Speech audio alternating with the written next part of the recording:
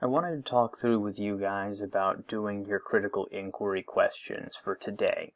Now, the good news is this is not going to be quite as daunting a task as it was for the last paper, because now you have something a little bit more concrete that you can grab onto. We've got to remember this paper is ultimately all about justifying the, inclusion of your text on the curriculum for English for next year, or vice versa, justifying not having it on here. So what I want to show you guys is sort of what we're thinking about when we think about these critical inquiry questions now. Our real goal is essentially going to be to frame this as some sort of like opportunity for class discussion. We'll start with our theme and with our LEs and LDs and everything like that, and then we'll try to sort of formulate ourselves a question that we could feel like this would give people something to talk about, to have multiple perspectives on in class. So one thing, for instance, that we might look at, if we're going to look at this text, this example that I've been dealing with, the death of Arthur, we could talk about the topic of chivalry and the theme that chivalry is a noble ideal, but worldly struggles and human shortcomings make it impossible to uphold in its entirety. If you guys remember this text at all, we see Arthur and Lancelot and all of the Knights of the Round Table trying to be noble knights, but ultimately they're undone. Partly because their own flaws and the flaws of the situations they keep finding themselves in mean that they can't make the right choice. There's no right choice in a situation, because any choice would be perhaps unchivalrous, even if done for a good reason, or if it's chivalrous, it could be done for an evil reason, like what we see with Mordred, for instance. And likewise, we get to talk about tragic heroes helping support this as well, where they have noble characteristics but fatal flaws. So one thing that we could think about in turning this into a critical inquiry question would just first be something relatively simple. We might ask, is this theme applicable today? Now, easy sort of answer might be no, it's not applicable today because we don't have chivalry, we don't have knights, but we're trying to challenge ourselves, and I would want you guys to push through some of these things to try to make connections here. So even if we're not talking about chivalry, we could be talking about something like a moral system or ethical sort of standards or codes. We could talk about all those as similar to chivalry. So that's nice. We get to now actually see how this could be applied in the real world. But this still probably isn't deep enough. We do see there's similarities, but then how are we actually going to have some class discussion around this? How are we actually going to push through to all of this? Well, we might then follow up with a question on this to ask, do these modern moral systems have the same fatal flaws as chivalry? Are they also doomed to failure? Now here there's lots of different answers that you might be able to have, so we're getting close to a good critical inquiry question. And you can see again, I'm just basically trying to reapply the same things of the theme just to the modern situation. Do I think that this theme still holds true for what we've got today? I'm still not all the way satisfied with this one though, just because I think that, there's relatively shallow stuff. We're still pretty close to just dealing with the theme itself here. So I actually want to see if we could push even further right here. Let's assume that we answer yes.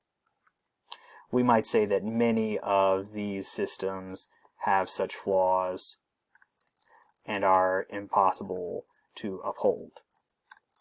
Well then, if we're going to take that as our answer, we can go even deeper and ask a question like this one. You see, I'm cheating over here.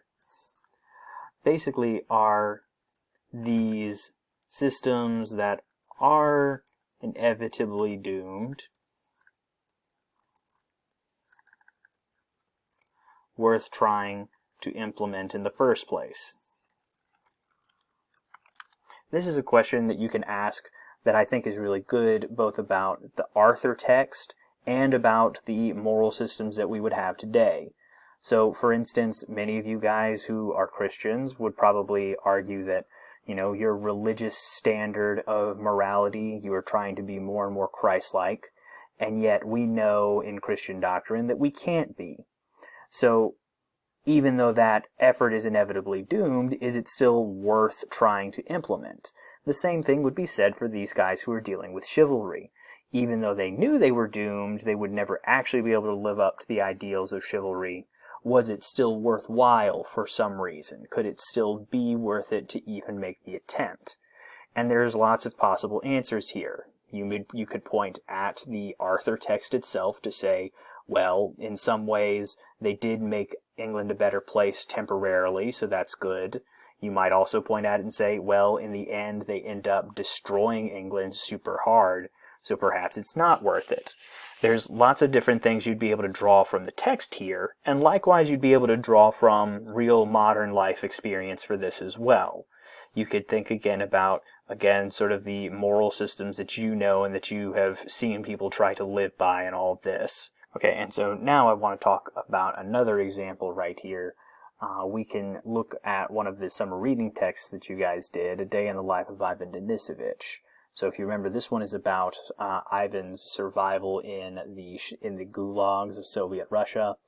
It teaches us basically that humans can survive even extreme oppression, but at the cost of radically altering their character and shrinking their worldview. So Zhukov might be very good at living in the camps, but he's had to change himself drastically to be able to do so. We can see that through the literary devices of flashback and literary element character development. We see the flashbacks of how much he's changed and how much he's lost in his personality. We see his character development. He's already developed by the time we read the book, but we see that is oftentimes in kind of like bittersweet ways. He might be very good at living in the camps, but he's very small, he's very narrow-minded, he has very few hopes or dreams or larger ideas. Now, if we were to then turn and think about creating a critical question around this, I find this one to be pretty straightforward right here. If we look at our theme, we can survive even extreme oppression, but at a cost. We can pretty easily just ask the question, is the cost worth it? So we would probably want to refine this question a little bit more. So rather than just answering in this little sub-bullet, I'm going to try and add a little bit more so this question's more, a little bit sharper and easier to answer. Perhaps we could phrase it something like, is survival at the expense of losing oneself worth it?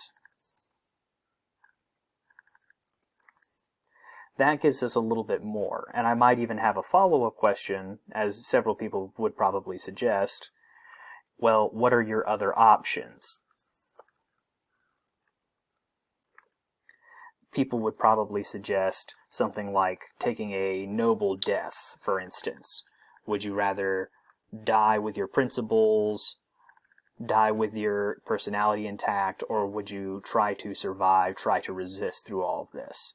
So perhaps that could lead me to my final formulation of this question. Basically, I've got to cheat again. There we go. Is survival worth it if it comes at such a cost? And would a noble death through resistance be more worthwhile? So this right here, I'm pretty satisfied with the way that this particular question comes out, and I think it would create a good level of class discussion, and I would be able to sort of justify including this text here then in my curriculum. For you guys' text right here, you don't have to go through these many layers or anything. I don't need to see all the layers or whatever it might be. All I need to see is this sort of final question that you're trying to get to here. And I got to talk to many of you. Oops, that didn't work. I got to talk to many of you guys about the potential questions that you could be doing whenever I was making comments. Oh, that's really ugly. I can't do this as well as I can on the Promethean board. And so I would suggest you go back again and listen to some of those. They might give you some starting points for discussion, questions that you might answer, or rather questions that you might ask for all of this. I believe most of you guys were in pretty good shape for all of this. Just make sure that you're like attempting to get a little bit deeper than just the level of the theme in all of this, and you guys should be good to go.